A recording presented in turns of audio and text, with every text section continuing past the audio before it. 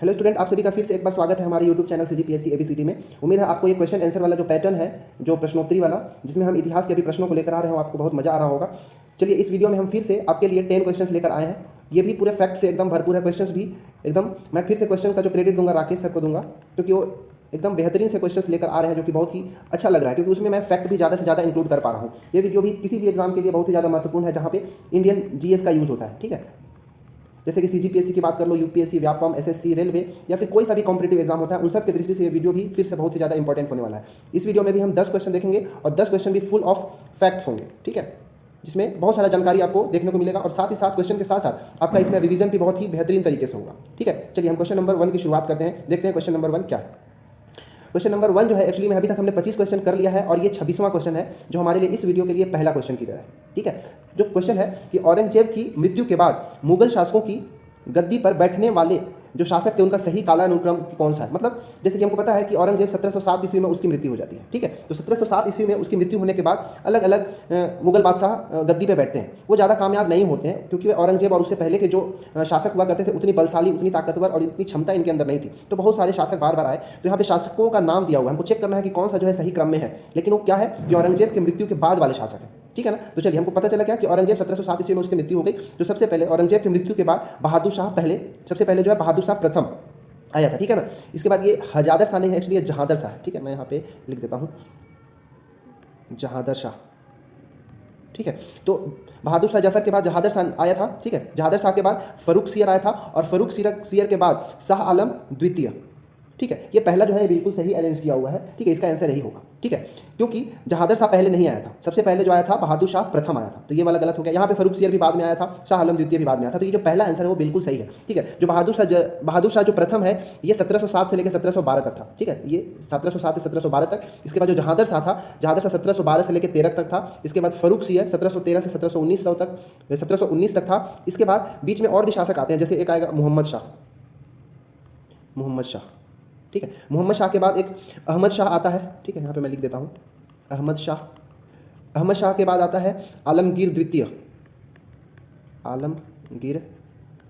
और आलमगीर द्वितीय के बाद शाह आलम द्वितीय आता है, ठीक है, क्योंकि ये आलमगीर द्वितीय और अहमद शाह, ठीक है, और क्या बोलते हैं, मोहम्मद शाह नहीं दिया, तो इनको हमको छोड़ के हमको शाह आलम को ही लेना पड़ेगा। ठीक है, इस प्रकार जो पहला ऑप्शन है वो बिल्कुल सही है, बहादुर शाह प्रथम, जहादर शाह, फरूख सियर, और उसके बाद शाह आलम द्वितीय का हमको लेना पड़ेगा। ठीक है, जो बहादुर शाह था, ये इसको बहादुर शाह को साहे बेखबर कहते थे। ठीक है, साहे बेखबर।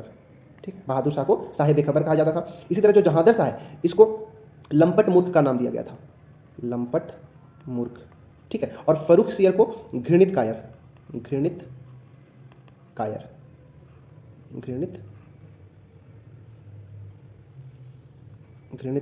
इसके बाद जो शाह आलम द्वितीय है, इसे तो कुछ नहीं, बट ये जो मोहम्मद शाह था, मोहम्मद शाह को रंगीला बादशाह कहा जाता है। मोहम्मद शाह को यहाँ पे मैं लिख देता हूँ रंगीला बादशाह। ठीक है, उम्मीद है आपको ये समझ में आ रहा होगा। और इसी सीक्वेंस में अगर आप आगे जाएंगे तो शाह आलम द्वितीय के बाद आता है अकबर द्वितीय। अकबर द्वितीय के बाद जो अंत में आता है बहादुर शाह जफर, इसको बहादुर शाह द्वितीय भी कहा जाता है। ठीक है, 1857 की जो क्रांति हुई थी, उसमें बहादुर शाह जफर भी को ही उसमें अपना नेता घोषित कर दिया गया। ठीक है ना, जिसकी वजह से अंग्रेज उन्हें पकड़ लेते हैं और रंगून को निर्वासित कर देते हैं। ठीक है, और फिर क्या होता है, बाद में उनकी रंगून में ही मृत्यु हो जाती है। और जो यहाँ पे शाह आलम द्वितीय है, शाह आलम द्वितीय तो हमको पता है कि जो 1764 में बक्सर का युद्ध हुआ था, 1764 में बक्सर का युद्ध, उस बक्सर के युद्ध में भी ये शामिल था। किसके साथ? अंग्रेजों से लड़ा था। किसके साथ मिलकर? तो जो मीर कासिम, ठीक है, और जो अवध का नवाब सुजाउद्दौला, और ये मुगल बादशाह शाह आलम द्वितीय, ये तीनों मिलकर बक्सर के युद्ध में अंग्रेजों का मुकाबला करते हैं। ठीक है, हालांकि ये हार जाते हैं, और जो अंग्रेज थे, अंग्रेजों का जो नेतृत्व किसने किया था? हेक्टर मुनरो ने किया था। ठीक है, हेक्टर मुनरो ने किया था, अंग्रेजों का नेतृत्व किया था। ठीक है, तो 1764 में बक्सर का युद्ध हुआ, और उसमें मीर कासिम, सुजाउद्दौला और शाह आलम द्वितीय तीनों मिलकर अंग्रेजों का मुकाबला करते हैं। अंग्रेजों का नेतृत्व करने वाला हेक्टर मुनरो था, और 1765 में इलाहाबाद की संधि होती है। ठीक है, इस इलाहाबाद की संधि करने के लिए रॉबर्ट क्लाइव को बुलाया जाता है। ठीक है, उम्मीद है आपको इतना फैक्ट समझ में आया। और भी बहुत सारा फैक्ट है, चलो इसी में मैं ऐड करता हूँ और भी फैक्ट्स को। जैसे कि आपने सुना होगा कि जो मोहम्मद शाह था, ठीक है, मैं इसको कहाँ लिखूँ, यहाँ पे लिख देते हैं। जो मोहम्मद शाह था, यहाँ पे मोहम्मद शाह का तो नाम नहीं दिया है, मैं यहाँ पे लिखता हूँ मोहम्मद शाह। ठीक है, इसका आंसर तो ए था। ठीक है, मोहम्मद शाह के बारे में जानते हैं। जो मोहम्मद शाह का जब शासनकाल था, मोहम्मद शाह का शासनकाल 1719 से 48 तक था। 1719 से लेकर 1748 तक था। इसके शासनकाल में जो ईरान का जो एक शासक था, ईरान का पुराना नाम फारस था, ठीक है ना। तो ईरान का एक शासक था जिसका नाम था नादिर शाह, आपने सुना होगा नादिर शाह, ठीक है। नादिर शाह का आक्रमण होता है मोहम्मद शाह के ऊपर, ठीक है, और आक्रमण करता है और लगभग 70 करोड़ या उससे ज़्यादा की भी संपत्ति जो है नादिर शाह अपने साथ लेकर जाता है। इसके बाद आपने सुना होगा जब शाहजहाँ का शासनकाल पड़ा होगा तो शाहजहाँ ने एक तख्ते ताउस का निर्माण कराया था, ठीक है।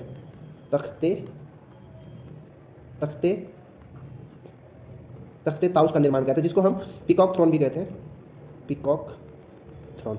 इसका निर्माण किसने कराया था? शाहजहां ने कराया था। तो नादिर शाह अपने साथ जो है ये तख्ते ताउस को भी उठा कर ले जाता है। तो क्वेश्चन ऐसे पूछा जाता है कि तख्ते ताउस पर बैठने वाला अंतिम मुगल बादशाह कौन था? तो वो मोहम्मद शाह था, ठीक है ना। और साथ साथ जो कोहिनूर हीरा था उसको भी नादिर शाह अपने साथ लेकर चला गया था। उम्मीद है इतना सारा फैक्ट आपको समझ में आया होगा। चलिए अब क्वेश्चन नंबर 2 की ओर बढ़ते हैं, यानी कि क्वेश्चन नंबर 27। क्वेश्चन नंबर जो 27 है या फिर क्वेश्चन नंबर 2 है कि राजा कृष्णदेव राय के संबंध में निम्नलिखित में से कौन सा कथन सत्य नहीं है। हमको असत्य कथन की पहचान करना है यहाँ पे, ठीक है, असत्य कथन की पहचान करना है। तो पहला, वे तेलुगु और संस्कृत के बड़े विद्वान थे, ये बिल्कुल सही है, ये वाला बिल्कुल सही है। दूसरा, विदेशी यात्री पायस और नूनिस उनके दरबार में आए थे, क्योंकि यहाँ पे नूनिस नहीं आएगा, इसकी जगह आप लिख लेना बारबोजा। मैं कलर चेंज कर लेता हूँ इसका, वही ठीक था, ठीक है। तो ये नूनिस की जगह बारबोजा लिख लेना, ठीक है।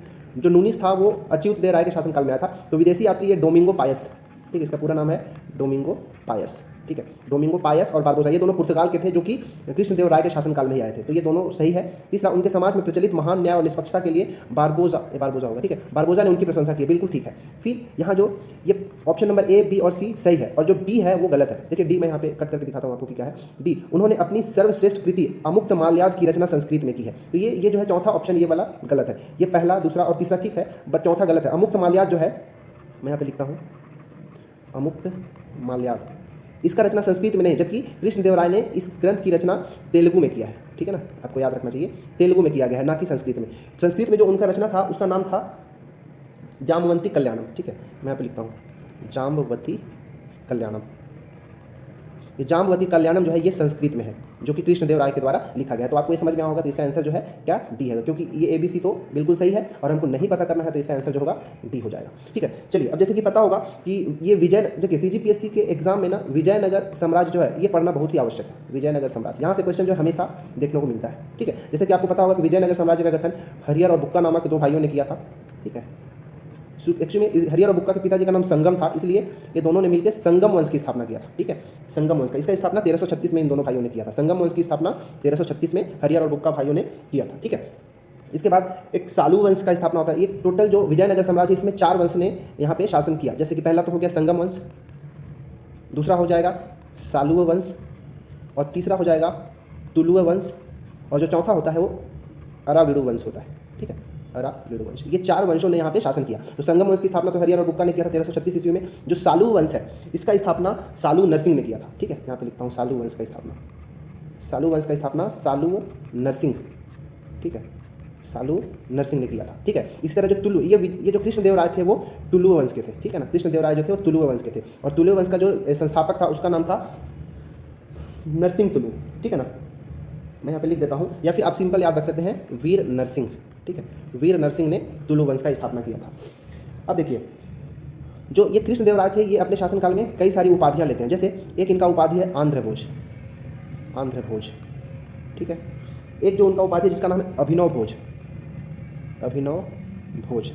एक और इनकी उपाधि था जिसका नाम था आंध्र पितामह, आंध्र पितामह, ठीक है। जो कृष्णदेव राय थे इनका शासनकाल जो था विजयनगर साम्राज्य में साहित्य के लिए स्वर्णकाल था, ठीक है ना, साहित्य के लिए स्वर्णकाल की तरह था, ठीक है, कृष्णदेव राय थे, क्योंकि ये खुद ही एक तरह के साहित्यकार थे जिन्होंने कई सारी रचनाएं भी इन्होंने लिखा। देखिए अब जो कृष्णदेव राय थे इनके दरबार में अष्टदिग्गज हुआ करते थे, अष्टदिग्गज, ठीक है, अष्टदिग्गज। उसी में आपने सुना होगा कि तेनालीरामन, ठीक है, इनका तो कार्टून भी आता था तो वो भी देखने में अच्छा लगता था, मूवी भी है, सीरियल भी है, तेनालीरामन उनके अष्टदिग्गजों में से एक है। फिर क्या होता है, सन 1565 ईस्वी में ना राक्षसी तंगड़ी का एक युद्ध होता है, ठीक है। तो विजयनगर साम्राज्य का जो पतन होता है विजयनगर साम्राज्य का वो 1565 में होता है, ठीक है।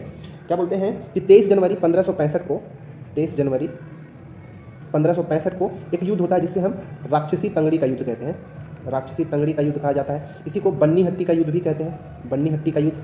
साथ ही साथ इसको तालीकोटा का युद्ध भी कहते हैं, तालीकोटा का युद्ध कहा जाता है। ठीक है, ये कब होता है? 23 जनवरी 1565 ईस्वी में। इसमें जो विजयनगर साम्राज्य लगभग खत्म हो जाता है और विजयनगर साम्राज्य का जो अंतिम शासक था वो सदाशिव होता है। ठीक है, सदाशिव की हत्या करने के बाद यहाँ पर एक अराविडु वंश की स्थापना होती है। ठीक है, अराविडु वंश की जो स्थापना करने वाला होता है वो तिरुमल, उसका नाम तिरुमल था। ठीक है, उम्मीद है आपको इस क्वेश्चन के लिए इतना फैक्ट पर्याप्त होगा। चलिए अब हम क्वेश्चन नंबर 28 की ओर बढ़ते हैं। क्वेश्चन नंबर 28 है, ये अशोक के बारे में है कि अशोक के शिलालेखों के संदर्भ में निम्नलिखित कथनों पर विचार करना है। दो कथन दिए, हमको बताना है कि कौन कौन सा जो उपरोक्त कथनों में से कौन सा कथन सही है। ठीक है ना। तो पहला, वे केवल प्राकृत भाषा में लिखे गए हैं। केवल मतलब केवल प्राकृत भाषा में लिखा गया है क्या? नहीं। ठीक है, तो जो अशोक के जो शिलालेख होते हैं वो प्राकृत के अलावा अधिकांश जो भाषा है, मतलब अधिकांश जो शिलालेख है उनकी भाषा प्राकृत है, परंतु प्राकृत के साथ साथ यूनानी भाषा का भी कहीं पे मिलता है। ठीक है, यूनानी के साथ साथ ग्रीक के साथ साथ अरमाइक, ठीक है, इन सभी भाषाओं का भी प्रयोग दिखता है। ठीक है, इसलिए जो पहला वाला कथन है वो बिल्कुल गलत है। दूसरा, शिलालेख अशोक की घरेलू तथा विदेशी नीतियों पर प्रकाश डालता है। बिल्कुल सही है, क्योंकि शिलालेखों में अपना जो घरेलू नीति होते थे, ठीक है, या फिर जो घर के कामकाज के लिए, फिर बोल सकते हैं अपने राज्य के बारे में जो कुछ निर्णय लेना होता था उसको भी शिलालेख के ऊपर वो लिखवाता था। साथ ही साथ जो विदेशी नीति होती थी उसका भी उस पर उत्कीर्ण करवाता था। अतः हम ये कह सकते हैं कि जो दूसरा कथन बिल्कुल सही है परंतु पहला गलत है। इसलिए जो ऑप्शन नंबर बी है हमारा सही आंसर होगा। ठीक है, जैसे कि पता है हमको कि भारत में जो शिलालेख का जो लिखवाने का जो प्रचलन हुआ वो अशोक ने कराया था। ठीक है, शिलालेख लिखवाने का प्रचलन, शिलालेखों का जो प्रचलन कराया किसने? अशोक के द्वारा शुरू किया गया था। देखिए, अशोक का जो शिलालेख था सबसे पहले उसकी खोज किसने किया था? अशोक के शिलालेखों की खोज सबसे पहले पोद्रेटी फैनथेलर ने किया था। याद रखना चाहिए आपको, पोद्रेटी फैनथेलर। ये 1750 ईस्वी में खोजा था। ठीक है, मैं यहाँ पे लिख देता हूँ 1750 ईस्वी में खोजा था। जबकि जो शिलालेख प्राप्त हुआ था उसको जो सबसे पहले पढ़ने में जो सफल हुआ था, ठीक है, ये आप जानते होंगे, पढ़ने में जो सफलता प्राप्त की था वो था जेम्स प्रिंसेप। ठीक है, जेम्स प्रिंसेप। ठीक है, 1837 ईस्वी में। ठीक है, चलिए और क्या देखना है कि जो अशोक के जो शिलालेख हैं वो जनरली 4 लिपियों में देखने को मिलते हैं। जैसे अगर अफगानिस्तान साइड अगर चले जाए, अफगानिस्तान साइड अगर इलाके में देखे जाए तो उधर से जो शिलालेख प्राप्त होता है उन शिलालेखों में ग्रीक और अरमाइक लिपि प्राप्त होता है, ग्रीक प्लस अरमाइक। इसी तरह यदि पाकिस्तान के कुछ इलाके हैं, जैसे शहबाजगढ़ी, साथ ही साथ अगर देखें तो मनसेहरा, ठीक है, ये दोनों स्थान पाकिस्तान में है। तो यहाँ से जो अभी शिलालेख प्राप्त हुए हैं उसमें खरोष्ठी लिपि का यूज़ किया गया है, खरोष्ठी लिपि का। और बाकी जो शेष भारत के अंदर जो मिलेगा, ठीक है, भारत में ब्राह्मी लिपि का प्रयोग किया जाता है। ठीक है, भारत से जो शिलालेख प्राप्त हुआ उसमें जनरली ब्राह्मी लिपि का प्रयोग। ठीक है, ब्राह्मी लिपि में लेफ्ट टू राइट लिखते हैं और जो खरोष्ठी लिपि होता है जिसमें दाएं से बाएं की ओर लिखा जाता है। ठीक है, देखिए जो अशोक का, क्योंकि कई जगह अशोक का नाम देव नाम प्रिय के नाम से मिलता है, तो केवल 4 ऐसे अभिलेख हैं जहाँ पे अशोक का नाम अशोक मिलता है। ये एग्जाम में पूछा गया। जैसे कि आपको याद रखना चाहिए कि मास्की का जो अभिलेख था वो, साथ ही साथ गुर्जरा अभिलेख, ठीक है, गुर्जरा अभिलेख, नेट्टूर का अभिलेख, ठीक है, और एक है उदयगुलम। इन चारों अभिलेख में जो अशोक का नाम है वो अशोक मिलता है। ठीक है, ये सब आपको अशोक के बारे में याद रखना चाहिए। चलिए अब हम अगला क्वेश्चन की ओर बढ़ते हैं। Question number 29। क्वेश्चन नंबर 29 है कि गुप्त शासकों के संदर्भ में निम्नलिखित कथनों पर विचार करें। ठीक है, हमको गुप्त वंश के बारे में जानना है यहाँ पे। तो पहला, इलाहाबाद का प्रशंसात्मक अभिलेख स्कंदगुप्त के विजयों का वर्णन करता है। दूसरा, दिल्ली के कुतुब मीनार के पास खड़े हुए एक लौह स्तंभ पर खुदे अभिलेख से चंद्रगुप्त द्वितीय का कृति वर्णन का हमको मिलता है। तो दोनों कथन में से कौन सा सही है? तो जो पहला कथन है वो जो है बिल्कुल गलत है। ठीक है, क्योंकि इलाहाबाद में ऐसा कोई भी क्या बोलते हैं अभिलेख नहीं मिलता है जिससे स्कंदगुप्त के विजय का वर्णन होता है। ठीक है, हालांकि जो स्कंदगुप्त का एक, ठीक है, स्कंदगुप्त का एक भित्री अभिलेख है। ठीक है, भित्री शिलालेख है। ठीक है, इस भित्री शिलालेख के अंदर जो स्कंदगुप्त का उसमें वर्णन मिलता है, इसमें यह वर्णन मिलता है कि स्कंदगुप्त के समय हुनों का आक्रमण हुआ था। ठीक है, हुनों का आक्रमण हुआ था और जो स्कंदगुप्त था उनको रोकने में सफल भी हुआ था। ठीक है, इसका जो वर्णन मिलता है जैसे कि रुद्रदामन का हमको पता है कि एक जूनागढ़ अभिलेख है। ठीक है, जूनागढ़ अभिलेख, इसी को हम गिरनार अभिलेख भी कहते हैं। ठीक है ना, जूनागढ़ अभिलेख को ही हम गिरनार अभिलेख भी कहते हैं। ठीक है, दोनों सेम ही चीज़ है। तो जूनागढ़, रुद्रदामन का जूनागढ़ या फिर गिरनार अभिलेख में ये स्कंदगुप्त का वर्णन मिलता है कि वो हुनों को पराजित किया था, उनको हराया था। ठीक है, ये जो जूनागढ़ अभिलेख है इसमें यह भी बताया गया है कि जो स्कंदगुप्त है, ठीक है, गिरनार पर्वत पर एक क्या बोलते हैं सुदर्शन झील था। ठीक है, सुदर्शन झील का जो पुनरुद्धार का कार्य ना स्कंदगुप्त किया था, ये जूनागढ़ अभिलेख में भी देखने को मिलता है। ठीक है, तो पहला वाला जो है बिल्कुल गलत है, इलाहाबाद के अभिलेख से ऐसा कुछ नहीं पता चलता है। स्कंदगुप्त का भित्री शिलालेख और रुद्रदामन का जूनागढ़ जो अभिलेख है उसमें थोड़ा सा स्कंदगुप्त के बारे में जानकारी मिलता है। ठीक है, दिल्ली के कुतुब मीनार के पास खड़े एक लौह स्तंभ, दिल्ली के कुतुब मीनार के पास एक बहुत पुराना लौह स्तंभ है जिसको ना मेहरौली का लौह स्तंभ भी कहते हैं, मैं यहाँ पे लिखता हूँ। ठीक है, ये दूसरा वाला बिल्कुल सही है, मेहरौली का लौह स्तंभ। ठीक है, इस जो स्तंभ के ऊपर ना एक शब्द लिखा गया है चंद्र। ठीक है, तो ऐसा अनुमान लगाया जाता है कि जो चंद्र शब्द है वो चंद्रगुप्त द्वितीय के लिए उत्कीर्णन किया गया है। ठीक है ना, उम्मीद है आपको समझ में आ रहा था, ये आ रहा होगा। चंद्रगुप्त द्वितीय ना ये शकों को पराजित किया था। ठीक है, शकों को पराजित किया था। शकों को पराजित करने के कारण इसको चंद्रगुप्त द्वितीय को सकारी भी कहा जाता है। ठीक है, सकारी का मतलब होता है शकों का विजेता। चंद्रगुप्त द्वितीय शकों को हराने के बाद विक्रमादित्य का उपाधि धारण करता है, विक्रमादित्य का उपाधि धारण करता है। ठीक है, इसके बाद अगर देखेंगे तो जो चंद्रगुप्त द्वितीय या फिर जिसको हम विक्रमादित्य कहते हैं, इनके साम्राज्य में 9 रत्न थे, इनके दरबार में 9 रत्न थे। ठीक है, आप चाहे तो उन 9 रत्नों के नाम भी याद रख सकते हैं, तो उसमें या फिर मेन को आप याद रख सकते हैं, जैसे कालिदास। ठीक है, कालिदास के साथ साथ धन्वंतरी, फिर हो जाएंगे वरामिहिर के बाद भरूची का भी नाम सुने होंगे, वररुचि, इसको भरूची भी कहते हैं लेकिन ये वररुचि भी लिखा जाता है। अमर सिंह, वेताल भट्ट। ठीक है, वेताल भट्ट के साथ साथ घटक पर ये सब जो है ये उनके 9 रत्नों में से थे। एक तो और थे, ये 8 हो गया, 1 2 3 4 5 6 7, एक था छपणक। ठीक है, छपणक। ये 8 जो है ये चंद्रगुप्त द्वितीय या विक्रमादित्य के 9 रत्नों में से ये 9 शामिल थे, इसलिए ये 9 रत्न कहलाते हैं। ठीक है, उम्मीद है आपको ये समझ में आ गया होगा। और ये दिल्ली का कुतुब मीनार किसने बनवाया था तो आपको पता है कि कुतुबुद्दीन ऐबक ने उसकी शुरुआत की थी, परंतु इल्तुतमिश उसको पूरा करवाया था। ठीक है, चलिए क्वेश्चन नंबर हम 30 की ओर बढ़ते हैं। क्वेश्चन नंबर 30 है, बहुत अच्छा क्वेश्चन, कि मणिमेखलय के लेखक कौन है। ठीक है, मणिमेखलय के लेखक कौन है, तो इसका आंसर जो है ये है सथनार। ठीक है, ये कई बार से सथनार देखने को मिलता है, या फिर सथनार के साथ साथ इनका नाम जो है ये कई बार से सिथलाई सहतनार भी लिखते हैं, मैं यहाँ पे लिखता हूँ सिथलाई सहतनार। ठीक है, कई बार से तो चित्रलाई चथानार भी लिखा भी जाता है, चित्रलाई चथानार। ठीक है, ये मणिमेखलय का ये लेखक है सथनार, ये इनका नाम भी है। ठीक है, या फिर सितलय सत्रनार भी कहा जाता है, तो आप जैसे भी याद रख सकते हैं। ये सब क्या है एक्चुअली में, ये तमिल महाकाव्य के अंतर्गत में आते हैं। ठीक है, तमिल महाकाव्य के अंतर्गत में आते हैं। जैसे और अगर देखना चाहेंगे तो एक और तमिल महाकाव्य में आता है जिसका नाम है शिल्पाधिकारम, ये सब आपको याद रखना चाहिए, शिल्पाधिकारम।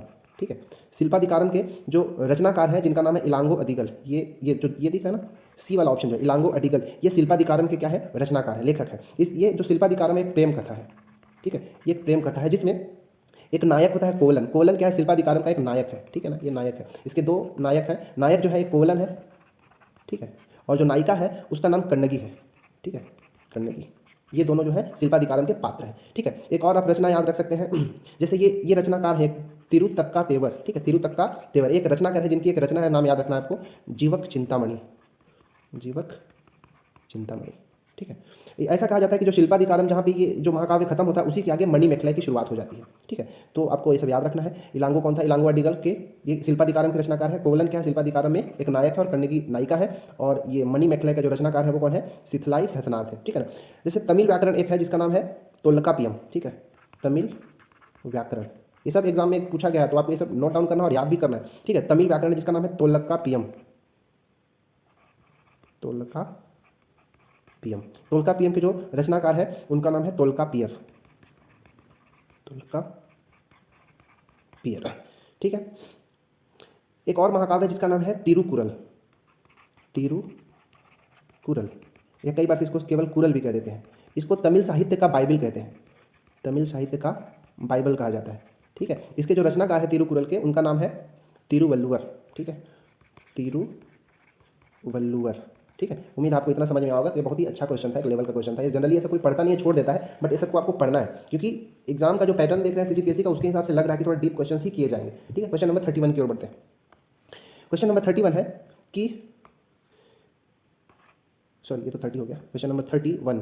क्वेश्चन नंबर 31 है कि खतौली की लड़ाई किस के बीच में हुआ था। खतौली की लड़ाई, ठीक है, राणा कुंभा इब्राहिम लोदी, राणा सांगा इब्राहिम लोदी, राणा कुंभा बाबर और राणा सांगा महमूद, किसके बीच में हुआ था। इसका सही जो आंसर है ये है राणा सांगा और इब्राहिम लोदी के बीच में। राणा सांगा और इब्राहिम लोदी के बीच में सन 1517 ईस्वी में, ठीक है, आपको याद रखना है 1517 ईस्वी में खतौली का युद्ध हुआ था। और इसमें जो राणा सांगा थे ये इनको विजय प्राप्त हो गया था। ठीक है, ये राणा सांगा जो कहाँ के थे, मेवाड़ के राजा थे। ठीक है, मेवाड़ के राजा थे। और इब्राहिम लोदी तो आप जानते हैं लोदी वंश का शासक था। इन दोनों के बीच में युद्ध हुआ था। ये खतौली जो है ना, ये वर्तमान में एक जगह है उत्तर प्रदेश के मुजफ्फरनगर जिला में पड़ता है। ठीक है, क्वेश्चन नंबर 32 में चलते हैं। क्वेश्चन नंबर 32 है कि अमर नायक कौन होता था। ठीक है, विजयनगर साम्राज्य के सेनाधिकारी जिन्हें राज्य द्वारा शासित क्षेत्र में राजस्व वसूली और शिल्पकारों तथा व्यापारियों से बकाया वसूलने के लिए अधिकार दिए जाते। तो इसका आंसर जो है 32 का यही है। ठीक है, ये तीनों जो है गलत है। तो विजयनगर साम्राज्य में जो एक तरह का भूमि होता था जिसका नाम था अमरम। ठीक है, अमरम ये कैसा भूमि होता था, तो ये भूमि का एक सबसे बड़ा वर्ग होता था जो नायकों को या फिर सेना नायक जो होते थे ना उनको दिया जाता था। ठीक है, ये किसको दिया जाता था, नायकों को दिया जाता था। ठीक है, ये उनपे इसका अधिकार स्वामित्व तो नहीं हो जाता था इनका, परंतु ये जो क्षेत्र होता था अमरम इन नायकों को दिया जाता था ताकि वहां से और इन नायकों को राजस्व वसूली का अधिकार मिल जाता था। ठीक है, राजस्व वसूली का एक विशेष अधिकार मिल जाता था। इसीलिए जो अमर नायक कौन थे, तो अमर नायक विजयनगर साम्राज्य के एक सेनाधिकार होते थे जिनको इन पर राजस्व वसूली के लिए उनको अधिकार दे दिया जाता था। ठीक है, एक और तरह का भूमि होता था जिसका नाम होता था भंडारवाद ग्राम। भंडारवाद ग्राम।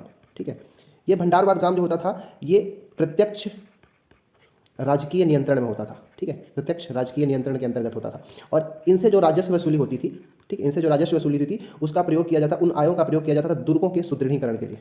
ठीक है, दुर्गों के सुदृढ़ीकरण में उनका यूज़ किया जाता था। ठीक है, चलिए क्वेश्चन नंबर, उम्मीद है 32 तक समझ में आया होगा। ठीक है, क्वेश्चन नंबर 33 में हम बढ़ते हैं। ठीक है, क्वेश्चन नंबर 33 है कि शेर शाह की भू राजस्व प्रणाली के संदर्भ में निम्नलिखित कथनों पर विचार करना है। विचार करने के बाद हमको बताना है कि कौन सा सही है। ठीक है, चलिए देखते हैं। तो क्वेश्चन नंबर 33 देखते हैं। पहला, दरों की सूची में रे का प्रचलन। ये रे की जगह ज़्यादा अच्छा वर्ड होता ये रई। ठीक है, रई। तो दरों की सूची के लिए रई का प्रचलन करवाया, ये बिल्कुल सत्य है। ठीक है, दूसरा क्या, भूमि उत्तम मध्यम और निम्न दर्जे में बटी हुई थी। ठीक है, ये भी सही है। और तीसरा, भूमि के लेखा जोखा के लिए पट्टा कहा जाता था। ठीक है, ये तीनों कथन सब सही है। देखिए इनको समझते हैं क्या है कि जो शेर शाह सूरी था, ठीक है, वो फसलों की दर को नियंत्रित करने के लिए या फसल दरों की एक सूची तैयार किया जिसको हम रई कहते हैं। ठीक है, फसल दर की एक सूची तैयार किया जिसे रई कहते थे। जो भी पैदावार होता था, पैदावार के किस्म के आधार पर, ठीक है, जिस तरह की फसल होती थी उसके प्रति बीघा पर, ठीक है, रई क्या था कि प्रति बीघा जितना भी फसल होता था, ठीक है, जितना भी औसतन फसल होता था उसका गणना किया जाता था और उसका 1/3 भाग को वसूल लिया जाता था कर के रूप में। ठीक है, 1/3 भाग को वसूल लिया जाता था। ठीक है, मतलब समझ में आया कि प्रति बीघा जितना भी फसल होता था उसका 1/3 भाग को कर के रूप में ले लिया जाता था। यही रई था। ठीक है ना। भूमि उत्तम और मध्यम, निम्न, उत्तम मध्यम और निम्न 3 दर्जे में बटे हुए थे, बिल्कुल सही है। ठीक है, और लेखा जोखा के लिए पट्टा व्यवस्था उन्होंने किया था। ठीक है, तो देखिए क्या था कि किसानों को शोषण से बचाने के लिए, ठीक है, शेर शाह सूरी चाहता था कि किसानों को शोषण से बचाया जाए। किसानों को शोषण से बचाने के लिए वो 2 तरह का व्यवस्था किया। जैसे क्या था, एक पट्टा और दूसरा था कबूलियत। ठीक है, पट्टा और दूसरा जो था वो कबूलियत। ठीक है, ये दो तरह का व्यवस्था किया ताकि किसानों का शोषण नहीं किया जा सके। और बाकी जैसे कि हमको पता है कि जो शेर शाह सूरी था वो भूमि माप के लिए क्या प्रयोग करता था, भूमि माप के लिए क्या लाया था वो, गजे सिकंदरी। ठीक है, गज ए सिकंदरी। ठीक है, इससे भूमि माप किया जाता था। गजे सिकंदरी क्या था, तो ये सन की बनी हुई एक रस्सी थी। ठीक है, सन, यहाँ से इसमें क्या था, उस रस्सी से जो 32 इंच जो लंबाई होती थी उसको हम गजे सिकंदरी वो कहता था। ठीक है, और इसी से नापा जाता था। उम्मीद है आपको समझ में आएगा। सन क्या होता है, जैसे कि यहाँ पे लकड़ा वगैरह होता है ना, उसी तरह का उस इलाके में एक डंटे टाइप का होता था जिसको पहले पानी में भिगोने के बाद कुछ दिन तक छोड़ दिया जाता, फिर उसका जो लेयर रहता था उसको निकाल के धागा ऐसे बना दिया जाता था, उसी को सन कहा जाता है। ये पूरे को सन कहा जाता है। ठीक है, वहाँ से इसको बनाया जाता था। अब देखिए, जैसे कि शेर शाह सूरी के बारे में और कुछ जान ले तो शेर शाह सूरी का बचपन का नाम फरीद खान था, जैसे हमको जानते हैं फरीद खान। ठीक है, और देखना है तो शेर शाह सूरी क्या था, इसका हुमायूं के साथ 2 लड़ाई हुआ था। पहला हुआ था 1539 में, चौसा का युद्ध। ठीक है, इसमें भी क्या था, जो हुमायूं था हार गया था। दूसरा हुआ था 1540 ईस्वी में। 1540 ईस्वी में क्या था, बिलग्राम का युद्ध। ठीक है, बिलग्राम के युद्ध को ही हम क्या कहते हैं, कन्नौज का युद्ध कहते थे। इसमें भी क्या था, हुमायूं हार गया था और बाहर भाग गया था, और जीता कौन था यहाँ पे, शेर शाह। 1540 के बिलग्राम या कन्नौज के युद्ध के बाद ही जो शेर शाह था उसका दिल्ली और आगरा ये दोनों पर उसका नियंत्रण स्थापित हो गया था। ठीक है, इसके बाद हमको पता है कि 1545 ईस्वी में जो शेर शाह सूरी था वो कालिंजर का अभियान किया था। ठीक है, कालिंजर का अभियान। इस अभियान में क्या था कि कालिंजर का जो राजा था जिसका नाम था कीरत सिंह। ठीक है। कालिंजर का राजा का नाम क्या था? कीरत सिंह। कीरत सिंह के यहाँ एक नाचने वाली स्त्री थी जो कि बहुत अच्छा डांस करती थी। मुझे समझ में आया कि शेरशाह सूरी का मत ही खराब था क्या, कि जो कीरत सिंह था उसके यहाँ एक नाचने वाली थी जो बहुत अच्छा डांस करती थी। उसको हथियाने के लिए शेरशाह सूरी कालिंजर पर आक्रमण करता है 1545 ईस्वी में। जब उसको कीरत सिंह नहीं देता है तो किले पर क्या करता है, एक बम चलाने की कोशिश करता है, जैसे कि एक उक्का नामक आग्नेय अस्त्र था। ठीक है, मैं कहाँ लिखूँ? हाँ, यहाँ पे, ठीक है। उक्का नामक एक आग्नेय अस्त्र चला रहा था कौन? शेरशाह सूरी। ठीक है, जब ये उक्का नामक आग्नेय अस्त्र चलाया जा रहा था तो दीवार के पास एक बहुत सारे बारूद का ढेर लगा हुआ था, वहीं पे एक खड़ा था। जब उसमें आग लगता है तो शेरशाह सूरी जो है यहाँ पे मर जाता है। ठीक है, चलिए क्वेश्चन नंबर 33 होगा। चलिए क्वेश्चन नंबर 34 की ओर बढ़ते हैं। ये इतना फैक्ट जो है इस क्वेश्चन के लिए पर्याप्त था। Question number 34। Question number 34 Shivaji से संबंधित है कि शिवाजी की प्रशासनिक व्यवस्था के संदर्भ में निम्नलिखित कथनों पर विचार करिए। चलिए देखते हैं। पहला, अष्टप्रधान 8 मंत्रियों का समूह था, बिल्कुल सही है। ठीक है, हमको क्या बताना है इसमें कि कौन सा कथन सही नहीं है, ये चीज़ को हमको ध्यान देना है भाई। मैं तो खुद अभी सही वाला सोच रहा था, तो सही नहीं है। तो पहला, अष्टप्रधान 8 मंत्रियों का समूह था, ये बिल्कुल सही है। दूसरा, प्रत्येक मंत्री पेशवा के प्रति उत्तरदायी होता था, नहीं, ऐसा कुछ नहीं है। ठीक है। तीसरा, राजस्व व्यवस्था में शिवाजी ने मलिक अंबर की तद विषयक व्यवस्था का अनुकरण किया था। ठीक है, ये वाला भी बिल्कुल सही है। तो गलत कौन सा है? केवल दूसरा वाला। तो इसका आंसर जो हो जाएगा बी। अब इसको समझते हैं। देखिए, शिवाजी ने अपनी प्रशासनिक व्यवस्था के लिए 8 मंत्रियों का एक समूह बनाया था जिसको हम अष्टप्रधान कहते हैं। जैसे 8 तरह के कौन कौन से प्रधान थे उसमें अगर देखोगे तो पहला था पेशवा, जो कि एक प्रधानमंत्री की तरह होता था। दूसरा आप सुने होंगे सर ए नौबत, जो कि सेना का सेनापति होता था। ठीक है। तीसरा था जिसको हम अमात्य कहते हैं। अमात्य के साथ साथ इसको मजमूदार भी कहा जाता था, मजमूदार। इसका कार्य क्या था कि आय व्यय से संबंधित जो कुछ होता था हिसाब, उसको देखने का काम करता था। इसके बाद हो सकता था एक सचिव होता है चौथा। ठीक है, सचिव को शुरूनवीस भी कहते हैं, चिटनीस भी कहा जाता है इनको। ठीक है, ये जो है पत्राचार व्यवस्था, जो राजकीय पत्राचार होता है उससे संबंधित है। इसके बाद जो पांचवा है उनका नाम सुमंत, पांचवा जो है सुमंत या फिर दबीर। ठीक है, इनका काम होता है जो विदेशी मामलों से संबंधित थे, ये 5 हो गया। और जो छठवां का बोलते हैं वाक्यानवीस। ठीक है, ये वाक्यानवीस कहते हैं राजा के दैनिक कार्यों के लिए जो लेखाबद्ध तैयार करते थे, गुप्तचर हो गए या फिर सूचना विभाग हो गया, उस सबको वाक्यानवीस, ये नवीस है, नवीस किया करता था। ठीक है। इसके बाद 7वां जो है वो पंडित राव। ठीक है, धार्मिक विभाग में जो कुछ भी प्रमुख निर्णय लेना होगा वो पंडित राव जी लेंगे। इसके बाद जो 8वां था वो न्यायाधीश। ठीक है, न्यायाधीश होगा, न्याय से संबंधित जो प्रमुख होगा। तो इस तरह के जो 8 थे ये अष्टप्रधान के अंदर में आते थे। ठीक है, और दूसरा वाला गलत है। तीसरा, राजस्व व्यवस्था में शिवाजी ने मलिक अंबर की तद विषयक व्यवस्था को लिया था, ये बिल्कुल सही है। देखिए, मलिक अंबर जो है ये अहमदनगर के शासक था। ठीक है, अहमदनगर। ठीक है, तो अहमदनगर का था कौन? मलिक अंबर। ठीक है, तो राजस्व की जैसी व्यवस्था मलिक अंबर के यहाँ था, शिवाजी ने भी वैसा ही लागू करने की कोशिश किया था। इसके हिसाब से जो क्या था कि 20 काठी का 1 बीघा हुआ करता था, 20 काठी का 1 बीघा। ठीक है, और 120 बीघा का 1 चावर होता था। ठीक है, और जो शिवाजी थे वो भू राजस्व का जो कर होता था, भू राजस्व, वो प्रारंभ में 33% लेते थे, लेकिन बाद में बढ़ा के उसको 40% कर दिया गया था। ठीक है, और शिवाजी के बारे में जानना तो इसको हमको पता है कि उनका जन्म जो है 1627 ईस्वी में हुआ था और मृत्यु 1680 ईस्वी में हुआ था। इनके पिताजी का नाम शाहजी भोसले था। ठीक है, शाहजी भोसले, और माता जी का नाम जीजाबाई था। ठीक है, और इनकी 2 शादियाँ हुई थी। ठीक है, पहली जो उनकी पत्नी थी जिनका नाम था साईबाई था। ठीक है, शिवाजी का तो सीरियल भी आपने देखा होगा। साईबाई से शादी इनकी 1640 ईस्वी में हुआ था। मात्र 13 वर्ष की उम्र में शिवाजी की शादी हुई थी। जैसे 1627 में इनका जन्म हुआ था, 1640 में इनकी शादी हुई, तो पहली शादी 13 वर्ष की उम्र। दूसरी जो शादी हुई थी उनका नाम था सोयराबाई। ठीक है, सोयराबाई से शादी उनका 1674 ईस्वी में होता है। ठीक है, और जैसे कि हमको पता है कि 1674 ईस्वी में शिवाजी का राज्याभिषेक भी हुआ था। शिवाजी का राज्याभिषेक भी हुआ था। ठीक है, इतना समझ में आया होगा। और जानना होगा तो जैसे कि हमको पता है कि शिवाजी ने तोरण के किला पर अधिकार किया था। उन्होंने कहाँ लिखे?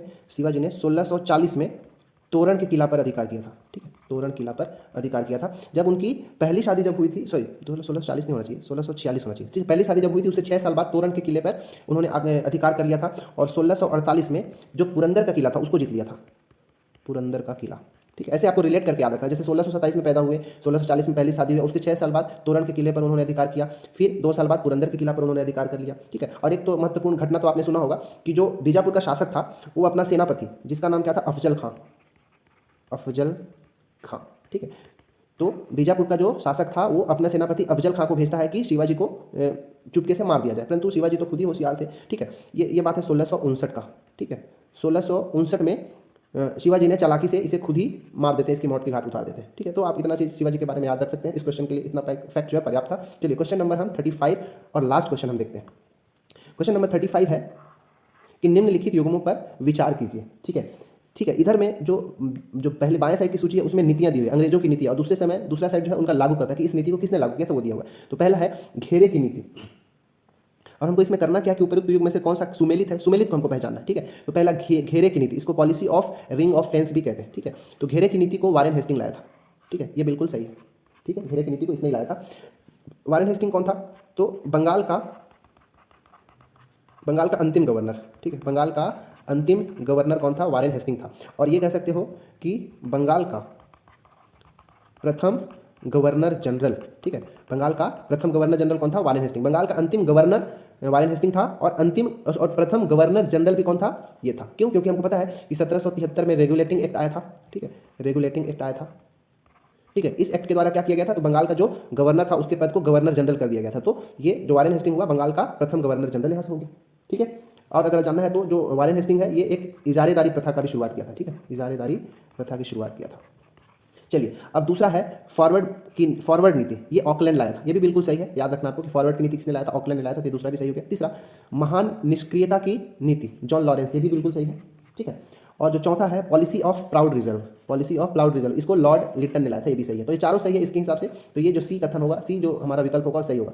देखिए, लॉर्ड लिटन जो था ये क्या किया था कि एक वर्नाकुलर प्रेस एक्ट लाया था। मैं यहाँ पे लिखता हूँ, वर्नाकुलर प्रेस एक्ट।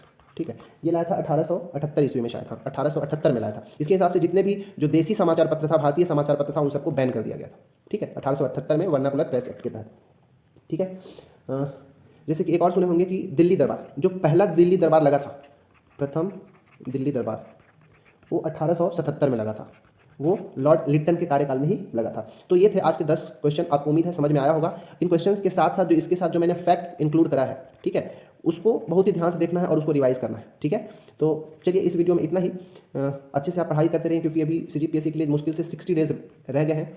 तो आप अच्छे से पढ़ाई करें, अच्छे से रिवीजन करें। इस वीडियो के लिए इतना ही, धन्यवाद। अगर आपको वीडियो पसंद आता है तो चैनल को सब्सक्राइब कर लें भाई।